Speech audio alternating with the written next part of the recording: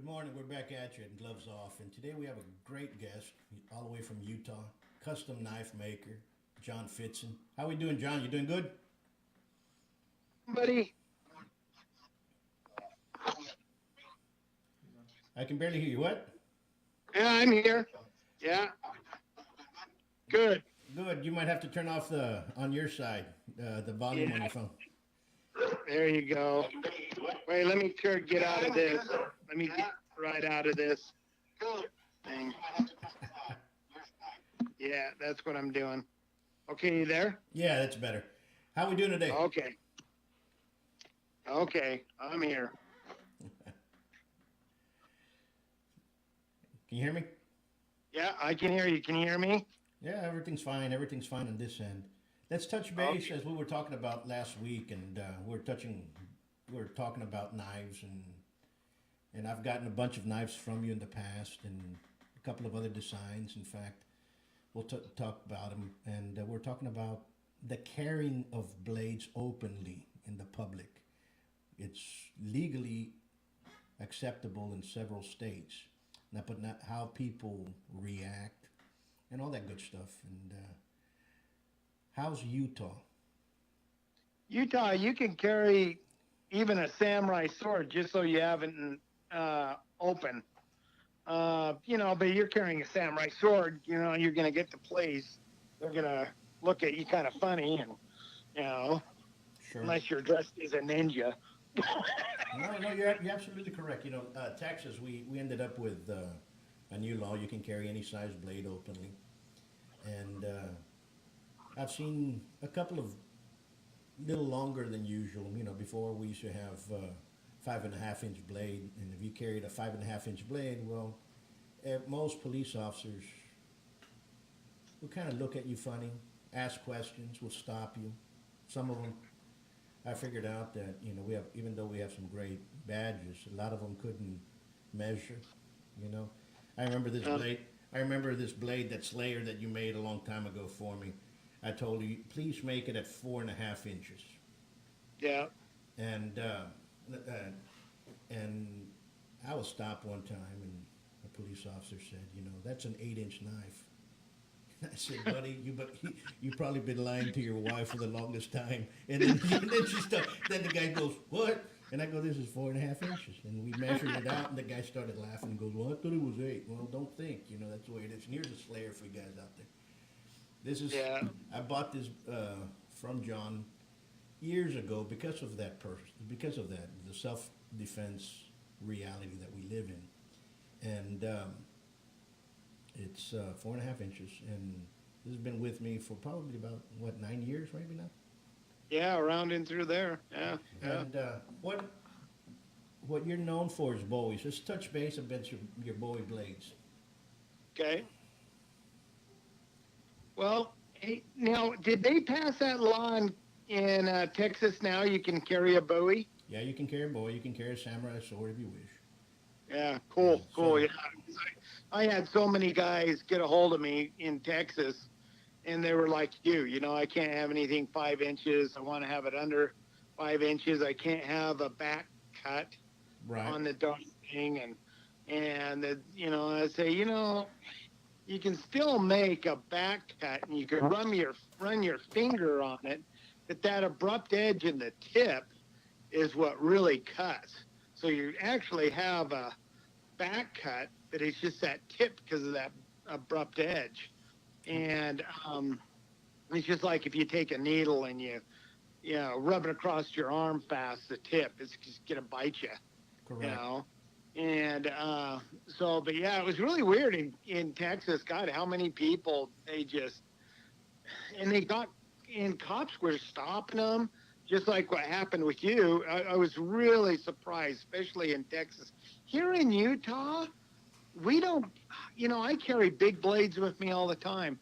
I go to this one coffee shop, there's all these cops, and if you guys see how I dress, if you go to Fitzen Knives on YouTube, and you'll see how I roll. I mean, I'm pretty flamboyant. That's a good way to put it, You wear a kilt and Yeah, Yeah, yeah, and you look like if something came out of Highlander, but it's okay, yeah, you know. yeah, yeah. And I carry a big buoy with me, but these cops will look at me and they just look at me and that, and when I go into the coffee shop, I'll go, "Hey, ladies, how you doing today?" And it's all your attitude. But if you walk around with a knife with this mean ass fucking look, that people just kind of look at you like, "Oh shit," this guy's gonna, cut me, you know. Yeah. So I don't know. Can I swear on this program or not? You can swear all you want. Really doesn't matter. We're talking here. It's more like coffee shop talk. I'm gonna say hi to a couple of people.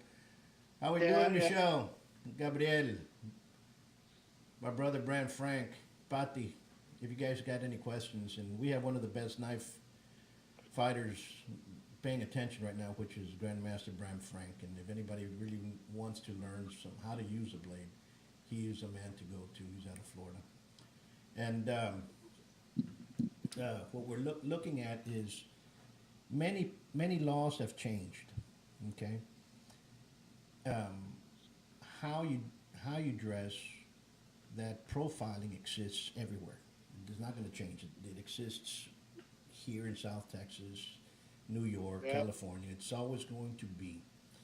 So yeah. people are afraid to walk, to show themselves, to have an opinionated way of dress.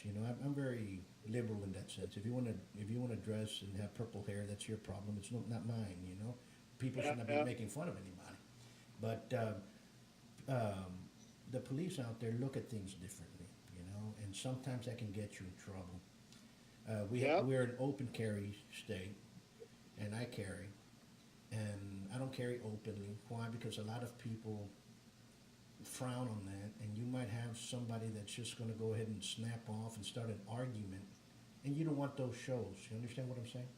So you want to kind of carry stuff with you that you can use fast enough to defend yourself adequately enough, and to be able to cause enough damage to stop the threat. Huh? I think that's the way I look at things. Yeah. You That's a know, good word. and would I carry a Bowie? I'm going to show him the Frankenstein Bowie. This Bowie right here. Last year, actually the year before, we ran a raffle for USA Savant, and I liked it so much I bought one for myself. And the person that won the raffle was out of Carrizo Springs. His name was Rafael Lechuga, and he was very proud of using it. I just liked it. It's a blade that's you can handle. But if you carry this around, people might frown, might get scared a little bit, And but if I go to the ranch, I might wear it. If I'm going out in the field, I might wear it. Now, if I'm out in the field or out in the brush and come back into town and I'm wearing this as a sidearm, nobody can tell me anything about it. Understand what I'm saying? But people reactions vary, and Well, sometimes those reactions can cause others and place others in harm. I don't know if you get what I'm getting. that's a huge knife, and it really commands a lot of attention. And but the thing is, I mean, it can get you out of fights, so too. Oh, easy. You get, yeah, you get, like, well, we'll touch bases on this. I told you about I had the Antifa guys. Um, that I was sitting at a coffee shop. I'm drinking my coffee and I'm watching this thing on that Judge Judy and Whoopi Goldberg. No, Whoopi. So anyway, God, sorry guys, I was looking at my dog, what he was doing. And So, what happened there? oh, so anyway, I'm sitting there and I'm listening to this, and these guys came down. There's four of them, and then there's a girl, and they sit down, and I'm listening to this thing on my phone with Whoopi and Judge Judy, and all of a sudden you can tell the guy goes, "Well, you can sure tell he's a conservative," and I just blew it off like nothing, And then the one girl goes, you know, listening, or she goes, "Well, he's probably a baby killer too," and I go, "What the fuck?" And the one guy gets up. He's a pretty big kid. Gets up, walks around. I'm kind of hidden by the tree. I'm riding my BMW on off-road motorcycle now. I'm wearing full leathers, and I got this little safari hat on with glasses, and I'm carrying a baton, mace, a 45, and a big ass knife, and it's my Batman utility belt. And I stood up when this guy comes around the corner, and you can see all of a sudden he looks like, oh shit. Like, what did I do? But his one buddy doesn't see me, and he gets up, and I thought he was going to go kick my bike over. And, we kind of battered back and forth a little bit, and he goes, we're training really heavy, and we're going to be able to take on guys like this guy. Don't worry about it. And just, it was just like, what the hell? And these guys were from Oregon. There's a lot. Go ahead. Yeah, and then the one girl looks at and see I have my 45 in this leather bag. And it's totally concealed, and she goes, oh, look, he probably has an AR-15 strapped in that bag. And I'm just kind of going, oh, God, these people. No, you're absolutely correct. A lot of people do not understand what, yet alone in martial arts, and a lot of, I live in a community where everybody knows that's what I do, that I've been doing that for a long time. I mean, their school's been teaching for 30 years here and all over the place. And so sometimes people talk to you, and the first thing they say is because you're a violent person. Violent? From where? Oh. I mean, it's because you teach violence. No, I don't teach violence. There's more violence taught at church than there is in my school. But, the people's persona or misconception of what a person is because of their vocation is wrong. And I have a lot of folks that, friends around, and they say, come on, Paul, come on over here to Austin. We're going to be protesting against Antifa. And I go, why the hell would I want to drive to Austin, protest against somebody more likely I'm going to get into a fight with? Exactly. Protecting you, since you can't fight your way out of a wet paper bag, because these people are going to go out there, and you can't have that attitude. Why am I going to go do that? Why am I going to, number one, we have a great president, but President Trump, the Republican Party, the local Republicans here are not going to bail you out of jail for going out there and protesting for anything. You understand? Exactly. So please think, when you go out there. Is Antifa something that's wrong? I believe so. And I'm the first person that's going to tell you, stand up for your right, express yourself, start talking. You want to protest, you want to be on your soapbox, do it. But do it peacefully, in a peaceful protest. So now if you go out there and you start beating up Uncle Joe, the Vietnam veteran, that's on a walker because he's waving a flag, and you guys beat him up, well, then that's wrong.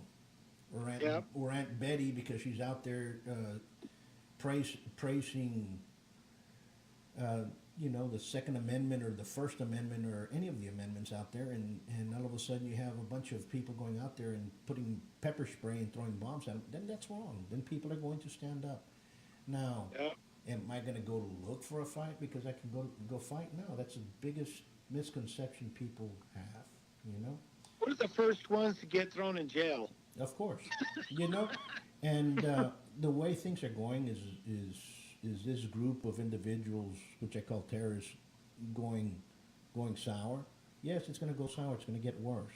But there's no need for somebody to go out there and look for it if you don't have to, Yeah, exactly. And my dad always told me, he says, stay out of trouble before you get into it.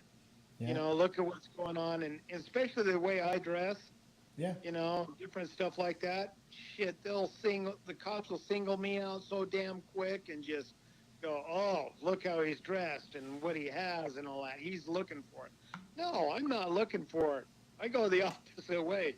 But if it's there, I can put it down real quick. Yeah, and that's what people do not understand, and I see no difference with people on bikes, the way they're dressed in full leathers. Great. If that's their freedom of how they want to dress and so, there's nothing wrong with that.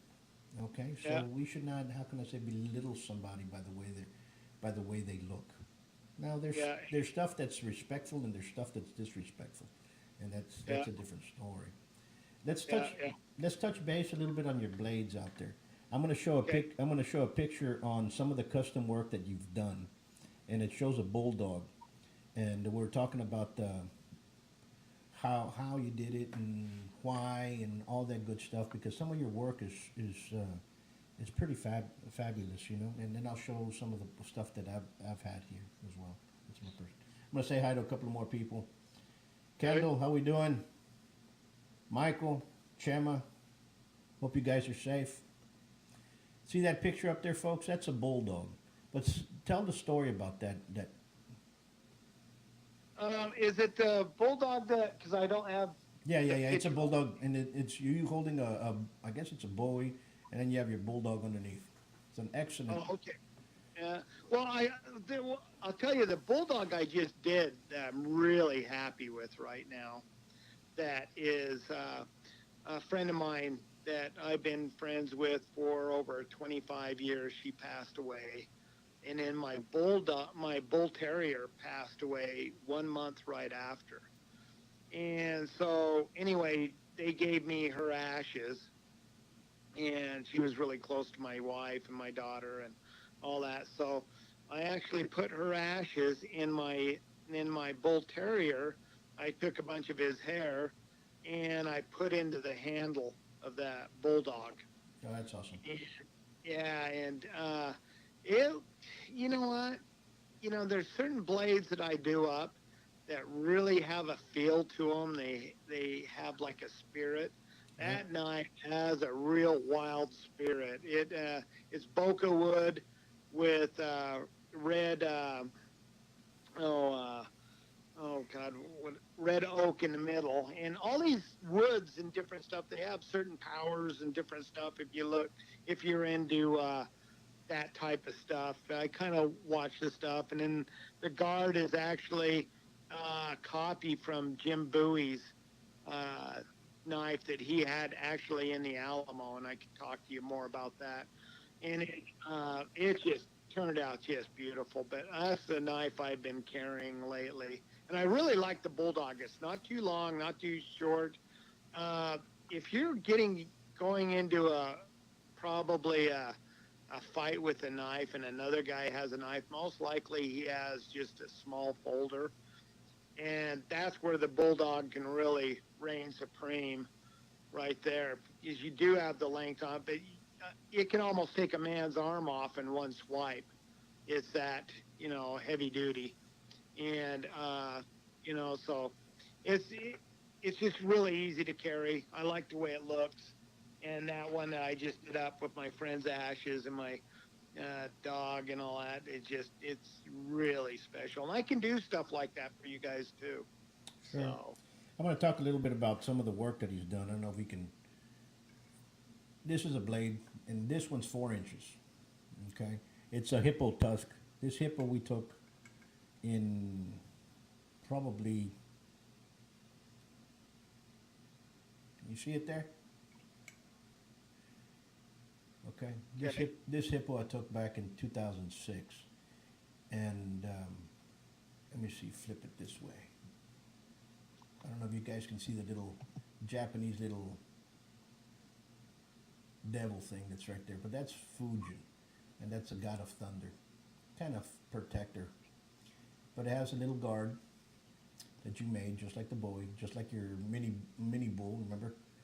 And Yeah. it's a small little blade. Now this blade I carry, and I haven't carried in a while because now I carry a folder, one that was gifted by Grandmaster Bram Frank, which is a little bit lighter. But, I don't mind carrying this. It does draw attention. People do ask what it is, and it's just more of a showpiece, and everything. I'll put it right there. I The bet you could really use it. you can use, I don't know, you can use it if need be. Okay, and that Yeah. was at a time when you built it at a time when Texas only had the carry was 5.5 fixture folding. So we Yeah. went underneath everything and we made it 4 inches. And the reason we made it 4 inches was because a lot of people that are wearing badges cannot do math and measure. So that's my reasoning. Because sometimes you carry this, and all of a sudden it was 8 inches. You get stopped, and you're carrying an 8 inch knife. It's illegal. Oh, okay, okay. But that's different stories. We couldn't get into that. But that's a hippo tusk, and you made it, and everything is done for the purpose of self-defense. I can use a tusk as an impaling weapon as soon as I draw. It's a quick weapon. It's a nice little thing. It's a nice little sidearm, and that's just the way it is. I'm going to ask you a question. What got you into building knives? What was the reasoning? Well, what really started me, my dad, when I was like 6 years old, he bought a Rowana Bowie when I was born. I still have that knife. And my dad always taught me, he says, this is your best friend right here. It's never going to run out of bullets. You can go through a big branch, fire, shelter. You can hold up high on the blade and take that swedge. You got around about a 6-inch knife. So you take a big knife and a small knife, and you can, dress out a grouse, pheasant, whatever. You can quarter out a deer or an elk with a Bowie. So a Bowie does everything. But I remember getting underneath my dad's bed, and he'd have his gun belt. And he had a 44 mag Super Black Hawk, and then that Bowie knife. And I'd pull that darn thing out, and I'm looking at it, and it's just like a sword in my hand. And that just really got me going. And then I saw a movie called The Iron Mistress. Yeah. And the Iron Mistress had Alan Ladd in it. It was 1958. And it shows the process they made that blade and how he goes, well, when James Black made the knife and gave it to Jim Bowie, he says, for better or worse, I fragmented a piece of star in that knife. It could have a little bit of heaven or a little bit of hell. And I always wanted a knife that had meteorite in it. And I actually did it, and so, and also when I got older too, I thought, what, this is going to be my little bit of immortality where, I'm dead and gone. Someone's going to be holding my knife and going, who was this John Fitzen guy? Wow. And then, my ancestors look at it and go, oh my God, that's a John Fitzen knife. I'm related to that guy. So all that. So that's basically how I got going on making knives and, getting into it. So I've been doing it since I was 14, and I'm 57 now. That's a great story. That's a great story. And if folks, anybody that wishes to purchase a blade made from Fitzen, you can, we'll pop up the phone up there, but I'll repeat it right here. It's 801-918-3725. Or look him up on Facebook or on YouTube. He has a channel, and it's good. Now, do you have a lot of people that come with you already knowing how to use a blade, or they're searching for how to learn how to defend themselves and protect themselves with a blade, or just basically collectors? What's Most of my guys, I get a lot of professionals. I have a lot of contractors, believe it or not, Sure. have my knives. I had one big Marine guy. He came into my shop one time, and he goes, oh my God, he goes, I finally found you. He goes, God, you're the guy I need to talk to. And I'm going, oh, really? And he goes, yeah, I need a big Bowie. I want one of your bone splitters. And he told me about this story that he was in Afghanistan, and they'd go into these caves. And this guy, I'll bet you he's about 6'3". And he went into this cave, and it was kind of dark. And all of a sudden he went around this corner, and this guy comes running around this corner and hits into him. They both go down. And he said, John, before I could blink my eyes, this guy had this big, long Russian Cossack knife that was huge, and it was like over 12 inches long. And he goes, I'm looking at it, and he said, it was such a mind fuck. He goes, I have this K-bar, and he goes, the guy thrusted the knife at me, and he says, I was still on my knees, and thank God the my rifle deflected the knife, and and he says I grabbed a hold of the K bar, pulled it out, and he says it was just by luck that I got him. He goes stab, stab, stab, stab, stab, and he says I just got. He says I bet you I stabbed the guy over 10 times, and it was just kind of a freaky thing. But he kept thinking it was it was screwed with him so bad, thinking I can't get past this big ass 12-inch knife. And even after the whole thing was done, it kept screwing with him. So he wanted to find a big knife, and he was searching around, listening to different people, and he saw my stuff, and he goes, "That's the knife I want. I want a big bone splitter." And the bone splitter we made, I think it was around 12.5 inches. And that's what he does. He says, Johnny goes, now if I go into a cave, not taking my rifle because it's just too tight. And he goes, I'm going to have a 45 and your knife in my other hand. Well, no, you're absolutely correct. And folks do understand in fighting military blades, it's another whole world. You know, you got the Fairbrain and Skyke's Commando blades, and those which are awesome as well, and they do their job, and that's what it's for. But a lot of these indigenous tribes that are out there, that some of our folks, and God bless them for fighting for freedom, and may God protect each and every one that's out there right now and fighting when it shouldn't be.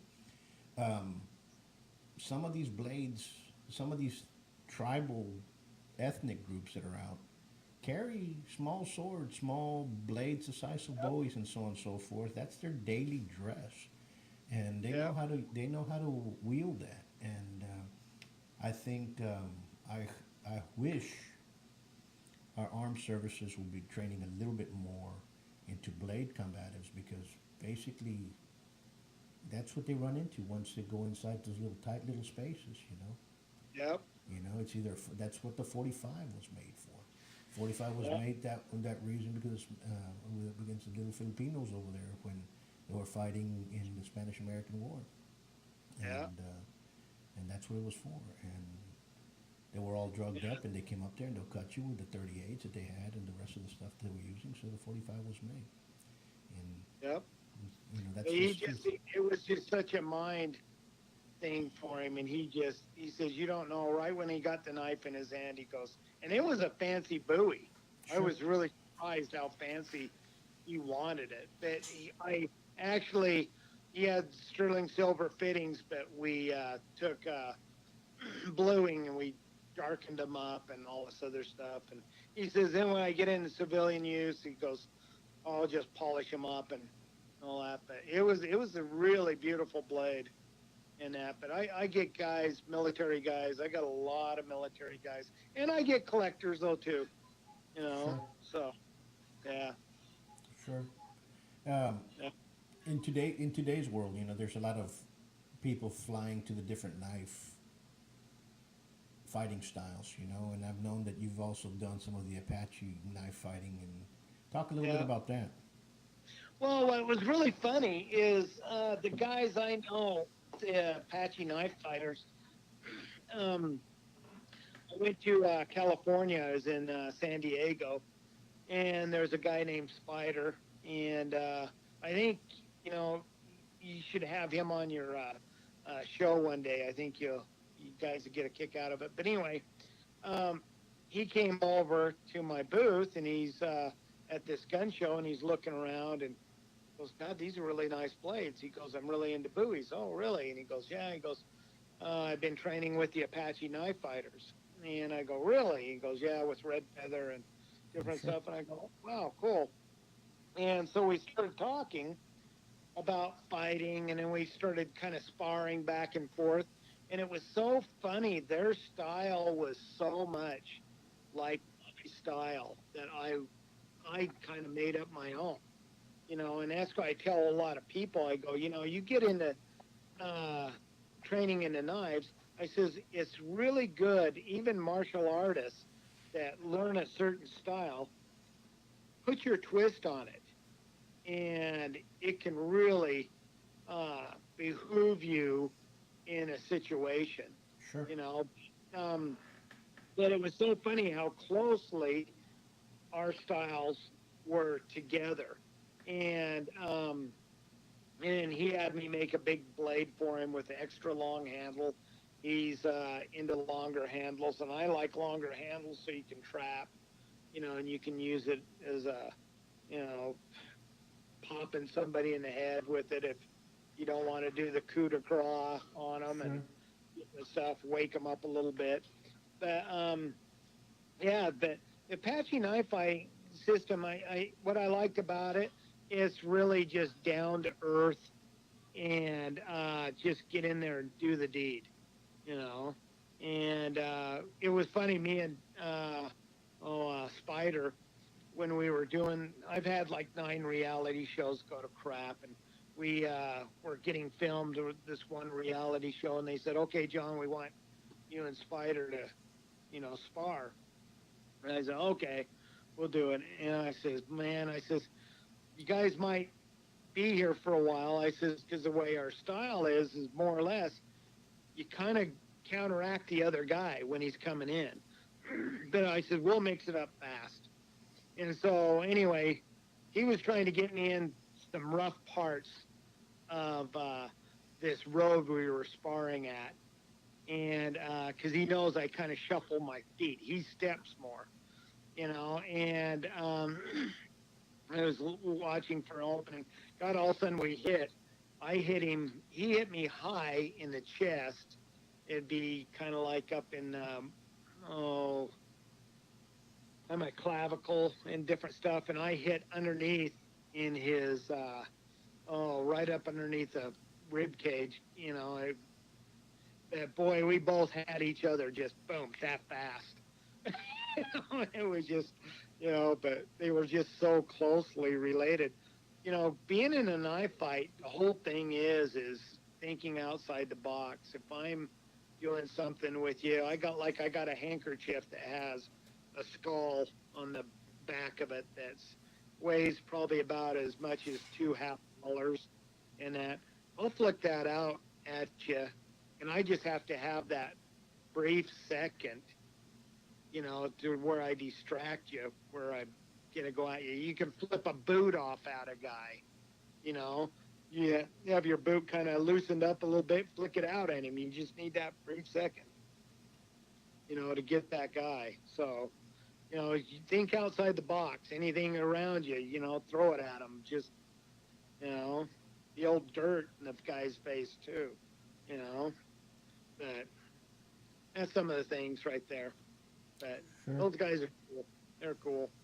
Sure. And I know Red Feather. We've spoken in the past, and Uh-huh. and let's see if we can get Spider on the show. I think it'll be good. We'll make Yeah. one up here in August, September, and all that good stuff. And here's a little. What word of advice would you tell folks out there that are looking for a blade and they want to start take using it as a defensive weapon? You know, get a good trainer, somebody like you, like me and you've talked about. I says, I think you need to do a video where you're doing certain moves, showing people the basics and different stuff. I was doing something like that with Spider, and we did some videos, and then the guy that was doing our videos tried to screw us and took the videos and took off, but we're still talking about doing something. But um, get as much education as you can on blades. There's some really good books out there on Bowie knife fighting. Um, I'm a big fan of the Bowie, and Sure. as you and I think it's your very best knife out there. I mean, it does everything well. Of It, course. penetrates like a dagger, and you can chop through a 2x4 like you have a kukri, and Sure. they're just great. It's just, kind of find your own style, what you like, but you got to find out what the laws are too in your particular area, what you can carry, what you can't, and then go from there, You're, you're so. you're absolutely correct, and especially on the laws. I see a lot of martial art instructors out there that do have no clue what the penal code says. Yeah. And, they still think that, they'll put a knife on their palm and they say, well, this is how big you should carry. No, no, no, no. Learn the laws. Or they'll go out there and they'll say, well, you can block this way a blade and you can take it. You're not going to block a blade this size, this weight, this blade. You're not. It's not going to happen. Nor this one. That Yeah. thing's going to go right through you. It's built for that. Yeah. If that's just the way it is. This one we made it heavy, a little bit. If you want, people can see. We made it very heavy in comparison to some of the other ones. It's heavier, it's thicker, and I remember telling you that because if I go through somebody's rib cage, I'm going to make sure that that it's gone. Yeah. Yeah. It's if I wield this, it's for one purpose and one purpose only, and that is to protect those that I love. You understand? And that's what people kind of change, and you have to. How can I put it? I see a lot of these instructors around here in Laredo telling women to buy brass knuckles or little knuckle dusters or whatnot, and I go, well, number one, that's against the law. Yeah, exactly. I What's don't a know, felony? go buy brass knuckles. Oh, it's just a little bit, they sell them as self-defense. They sell a lot of things as self-defense. Yeah, yeah. Okay? You use that, you're going to go to jail. I'd rather for you to carry one of these and pull it out because you're still within the law. Now, remember, you're not going to beat the ride. The ride, they're going to take you. You beat up somebody empty-handed, and the police are going to come in there, they're going to handcuff you, and you're going to go inside. And people need to understand that. And whether you're not, I'm gonna talk about a video that I saw, two of them in particular, and one of them I think you commented on. It happened 2 days ago in Dallas. You had a guy and his girlfriend walking a dog. Did you see that one? Yeah, yeah. Yep. And four young guys, I think there were four, run up. Two of them had a gun. One of them had a shotgun. And they crawled into the yard. The guy with his girlfriend crawled into the yard. The dog ran off. And somebody said, the question was, what went wrong? Well, number one, that dog shouldn't be there. The first thing I'm going to do, if I was that girl, was get a different dog. Okay, number one. I think a dog should protect its owner, and if the dog ran off, well, that dog's worthless. And second, if I was that girl, I would get another boyfriend. Okay, that guy knelt down on the ground. They kicked the girl in the head. And I'm like, understand? I think both that girl and that guy should go look for alpha males because that they're not shouldn't be. It's ridiculous. And I laughed and I pondered on the dog and I said, geez, these people had a dog. The dog didn't even bark. It took off running. Yeah. And I said, well, what's wrong with today's society? Was that girl going to pick up that little knuckle duster that they sell the brass knuckle and go after them? No, it ain't going to happen. Understand? And so things go wrong. The other one was that video, and I think you saw it, in Florida, where the guy parks in the handicap place, goes inside to buy some chocolate bar, and the guy comes out there and he pushes a guy down, and he pulls out a gun, and the guy literally retreats back, saying no, no, no, and the guy shoots him. Wow. People need to understand that in self-defense, if the person is moving backwards from you, he is retreating. You cannot attack him. What did this old man do? Shoots him. Now we have a dead father. Was it, you're going to shoot somebody over a freaking parking lot? No. Exactly. You know what I mean? If I go to the store, I see plenty of people parked in the handicapped place. Am I going to go start an argument with them? For what? That's their own moral judgment. Who knows? Maybe. You know what I'm saying? Yeah, I mean, I had a thing yesterday going to the gas station, in the way I'm dressed and different stuff like that. And I'm in my wife's Mercedes, but I'm wearing my kilt, has all my stuff on, and he said something really rude to me, and it was my turn in the pump, and then he went around the other side, and I looked at the guy, and all of a sudden he looked at me like, oh shit, this guy's gonna get in my face. And I go, dude, I'm really sorry. I says, I hope I didn't upset you that much, but it was my turn in that thing. Oh yeah, man. He says that was just one of the only pumps that had diesel in it or something like that. They, I just because I don't want to have confrontations with the guy, so I smoothed it over. I don't want to sit there and have him glaring at me and everything. But the way I look too, the guy was just about shit his pants. Sure. But what did I do? Now the guy thinks, God, man, that guy was a really nice guy. Wow, he came up to me and,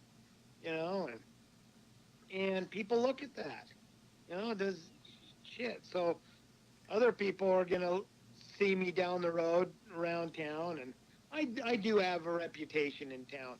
Hey, John's a really nice guy. He might look like, he'll rip your head off and shit down your neck, but he's a really good guy. But if stuff happens, I'm known that I can put things down real quick, so. But I don't know, man. I'm 57, Paul. Well, I'm turning 50 in 2 months, man. And I look back at some of the stuff, and I see some of my students come around. And, hey, Prof, I saw one the other day, and I'm looking at him. I can remember his face. He has 3 kids now, and came over and hugged me. And I was like, he was here when he was 14 years old with me. And he says, I'm visiting my mom. I live over in Del Rio, and blah blah blah. And we've got a bunch of good people. Yeah. Somewhere along the line. One last thing. What would you like to tell folks out there? Remember, what you do to your body today, you're going to pay for tomorrow. I got aches and pains out there, bud. And my dad always told me that. My dad was a Mr. Utah, Mr. Rocky Mountain. My dad was one of the 4-pounders of bodybuilding. Okay. And he always told me, he says, what you do to your body today, you're going to pay for tomorrow. I broke my thumb so many times wrestling and different stuff like that, and I'm paying for it today. And I'm just, getting older, Paul. It's getting hard. You're absolutely correct. I get a bunch of folks calling all the time. They say, I want to learn. I want to learn how to fight. I want you to teach me this. I want to do that. I want to do this. And I said, okay. I had to call the other day, and the person goes, "You have morning classes?" "Yes, we do." "Oh, okay. Well, I can't make it those days." "Okay, it's every day, in the morning." And she goes, "Do you have noon classes?" "Only on these days." "Oh, well, I can't make it on those days." "Do you have evening classes?" "Every night." "Oh man, what I'm going to do is I'm going to first get in shape, then go over there." As long as I've known you, you've never been in shape. I've known you since we were kids. Please, come in here and learn. Learning how to fight does not mean you're going to get in shape. There's totally two different things. Learning how to have a martial art might get you fit for a fight. But if you really want to get ripped and go into the bodybuilding phase, get somebody that knows that. Don't confuse the two, I guess. Yeah, exactly. Yeah, and I was in both sides. I went in different martial arts. I didn't stay that long, but I wrestled. I started wrestling when I was like 6, and I'm a big time grappler. But I boxed too. I boxed when I was in the military and different stuff like that, and but I got pretty rounded thing. But it just, I'm glad the training that I have, because especially nowadays, if I get into a situation, I have to put it down real quick, because I don't know if I could really go the distance that much way. My little aches and pains and different stuff. You're absolutely correct. My uncle used to say, when you train in martial arts, or when you train in Cipote, he used to say, it's not for today, it's for tomorrow. Yeah. And you need to learn how to do it this way So when you're in your 50s and 60s, you're able to pull it off. And Yeah, that at first I was like, yeah, what are you talking about? I was, 15, 16, 17. And all the old professors in France all used to say the same thing. Why do you have to muscle something down? It's mechanics, techniques, and physics. And I was at first I was like, really? And yeah, now you see it, and yeah. it's the controlling of the structure. And Yeah. you train for that future. There is no martial art, what people ask for now, that in 3 weeks or in 3 months or in a weekend course you've already you're already an expert. That does not happen.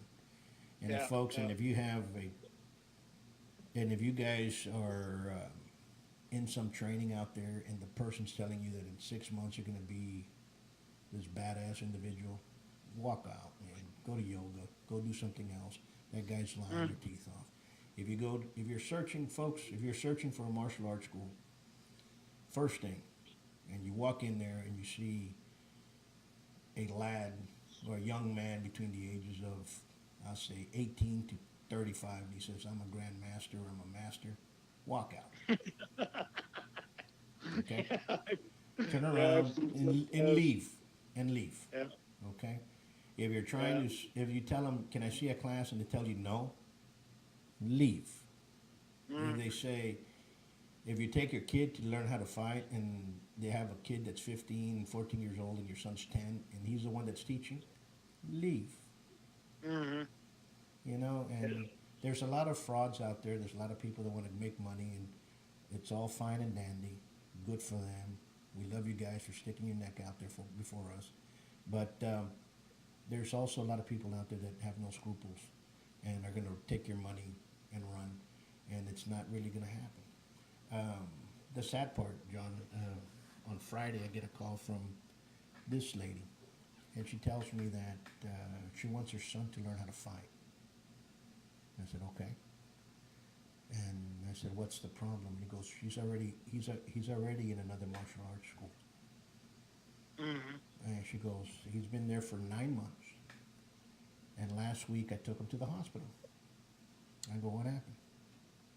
He goes, the instructor had everybody get in a stance every day, and he goes up to the kids and he kicks them in the groin. I Oh said, my God. and I said, what? So now What? he's bleeding from his testicles. And I go, Jeez. What was that about? And she goes, because it's supposed to toughen him up. And I go, number one, that's a stupid guy. And I said, who is it? I know the person that she's talking about. The guy's the biggest dingleberry there is. And she goes, I'm going to get out. I'm pulling him out of the school, but I'm afraid because his son's the deputy sheriff. I go, who gives a crap? The son's another Yeah. idiot. And I'm like, Yeah. the doors are open here if you want to bring them. If you want to take them somewhere else, doesn't matter, but take them out of the danger situation. I told this, Exactly. folks, if you have your kids in the school and some yo-yo is kicking them in the groin to toughen them up, number one, that guy's stupid, and you are worse of an idiot for keeping them in there. So please Well, get them out. there was a guy that was in American Fork where I grew up, and he's supposed to be this badass martial artist. And in fact, my dad was quite the grappler, and he was known a real tough guy. My dad was, but he boxed, he wrestled, he did all this stuff. And so this guy had his own dojo, all this other stuff, and some of my friends said, "John, you really need to come see this guy's what he does." And I can't remember.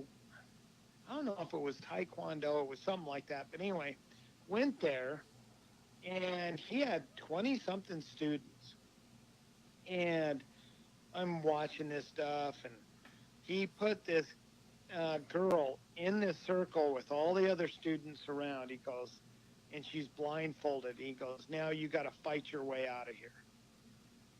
Oh my God, man, they bloodied her up so bad. I was looking, I was laughing my ass off. I go, what the hell is this? And the guy's, well, out in the real world, that's the way it is. And I go, really? You're blindfolded, you're put into a group of guys and say, fight your way out of it, and there's no holes barred? I says, for one thing, I says, I'm not going to have a blindfold, and I'm going to make sure that, it's stacked in my favor, and I said, this is just the biggest crock of shit. And people were getting hurt left and right in that thing. And then finally, people realized this guy was a joke. And He it ha- really was and it a joke. happens. Parents don't know. When we grew up, it was our fathers that took us to the person that knew how to fight. He took Yeah, us either to our uncle or to somebody that was known to be respected for that purpose, and that exactly. had respect in all levels, in society. And there are Yeah, very, very few of those around. But in yeah, today's society, the fathers, a lot of fathers are missing. So it's the moms that take them to the places of these martial art places. And usually the mom's going to take them to the chop and block school, the McDojo that's right next to the nail salon, the hair salon, yeah, yeah, where she buys her shampoo, or right next to the grocery store. And yeah, they walk in there, and the first thing they hear is, "I'm Grandmaster so and so, and I'm going to teach your kid, all this and this and this and this." And they get sold that spiel about empowerment and enlightenment and courage and all that good stuff, because I've heard it all. And all of a sudden, they have little Johnny and Billy training in this thing that's going to be as useless as a spitball in a gunfight. And yeah, yeah, it's sad, but that is the reality that we live in there. But you get a couple of guys that might get in there and might get the flair to actually learn, and they'll start searching out and looking for like people like you and others, and they'll start growing out of that.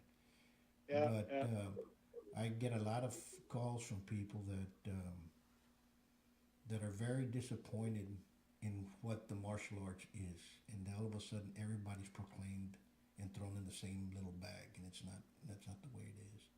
Well, You know. in God, almost everything you see, you get knife guys that make knives, and they go, "Oh, I got this special way of doing this and this and this and this," and then really you find out what it is, and it's just the same thing everybody else is doing. They're trying to, that's why I get guys that, John, I want to learn to make knives. They'll come in, and they go, okay, I'm doing this. Well, this is what you're doing wrong. You need to do this way. Well, really? Oh, God, none of the other knife makers will ever tell you this. I go, I know.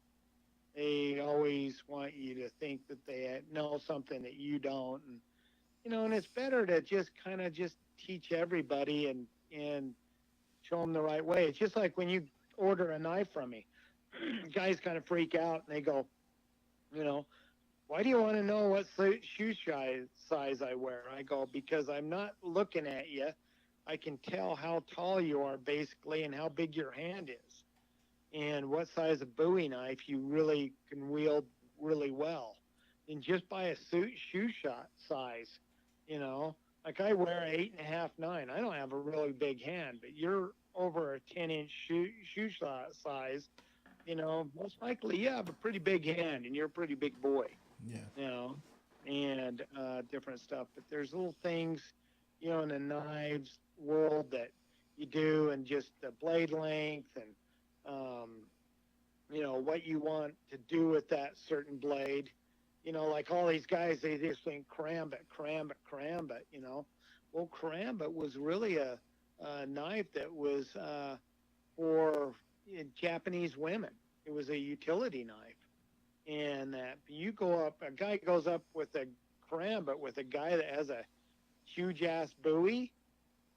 Wonder who's I can work with that guy for probably, even if he doesn't know anything with the big Bowie, work with him for about 10 minutes and everything. He's probably gonna more likely gonna come out on top against the guy with the karambit because blade length.